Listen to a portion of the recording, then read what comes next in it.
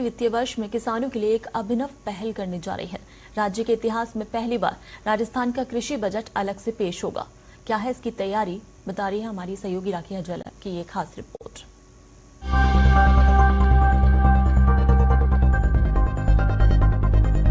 राजस्थान सरकार इस बार किसानों के लिए अलग से बजट पेश करने जा रही है। इस बजट में खेती, किसानी, पशुपालन, डेयरी और कृषि से जुड़े प्रस्ताव पेश किए जाएंगे।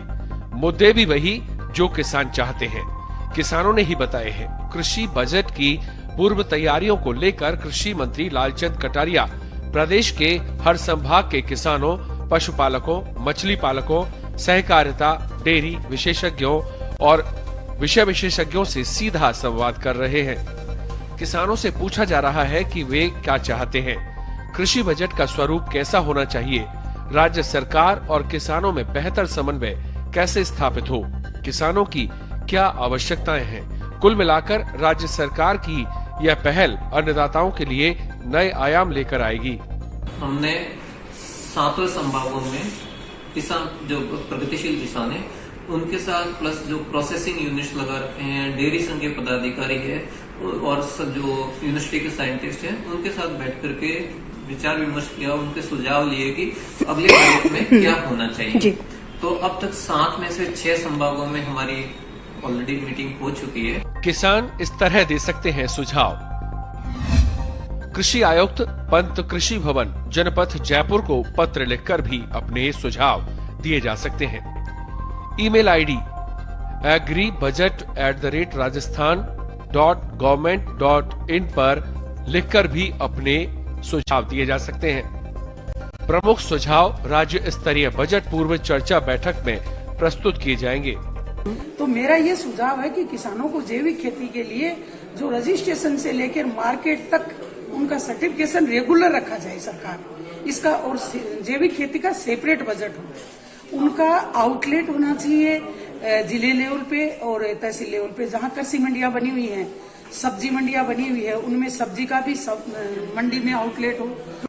कृषक और पशुपालकों के लिए यह सुझाव, जैविक सर्टिफिकेशन की प्रक्रिया सरल बने, जिला स्तर पर फूड प्रोसेसिंग और पैकेजिंग को बढ़ावा मिले, कृषि योजनाओं का बजट बढ़े, विभिन्न जिंसों के भंडारण गृहों और कोल्ड स्टोरेज की चेन का निचले स्तर तक विस्तार किया जाए, फार्म पाउंड में अनुदान बढ़ाएं, फल, फूल, सब्जी, खाद्यान्न आदि कृषि उपजों के लिए भंडारण, विक्रय, प्रचार प्रसार की सुविधाओं का विस्तार हो, ड्रिप इरिगेशन सिस्टम में अनुदान बढ़ाया जाए, भंडार गृह खेतों तक बनाए जाएं, नहरों का विस्तार हो, कृषकों को लोन देने की सुविधा के लिए बैंकों को पाबंद किया जाए, कृषि मंडियों का उन्नयन, नई मंडियां और कृषि कार्यालयों तक विस्तार,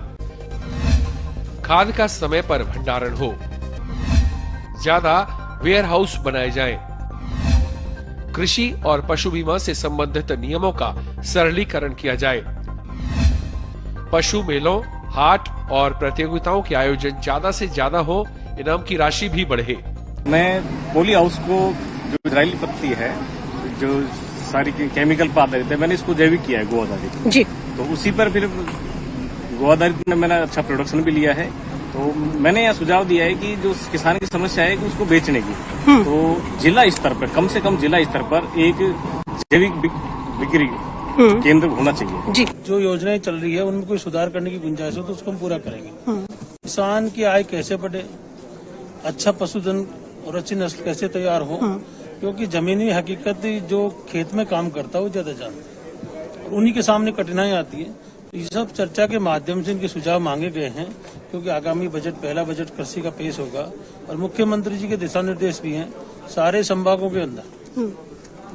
ये बजट पूर्व की चर्चा किसानों, पशुपालकों, कोऑपरेटिव के लोगों से की जा रही है और उसमें अच्छे अच्छे सुझाव भी आ रहे हैं, क्योंकि कृषि प्रधान प्रदेश भी है, देश भी है और सबकी मंशा है कि किसान की आय दुगनी हो, उसको ताकत मिले।